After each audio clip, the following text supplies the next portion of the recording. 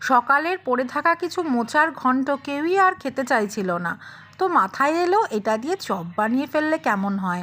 সেই মতন শুরু হয়ে গেল আমার চপ বানানো। চপ বানানোর জন্য গরম তেলের মধ্যে মোচাটাকে আবার দিয়ে দিলাম, আর তার সাথে শুকনো খোলায় ভেজে রাখা জিরে, শুকনো লঙ্কা, গোটা গরম মশলাকে ভালো করে গুঁড়িয়ে এর মধ্যে দিয়ে দিলাম, আর তার সাথে কিছু চিনে বাদাম মিশিয়ে ভালো করে একটা পুর তৈরি করে নিলাম।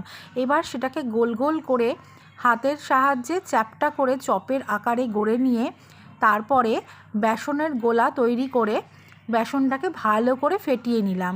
তারপর তেল গরম করে, অবশ্যই সর্ষের তেল নিয়েছি, চপ সর্ষের তেলে তো ভালো হয়, তার মধ্যে ওই বেসনের গোলার মধ্যে ডিপ করে ভেজে নিলাম।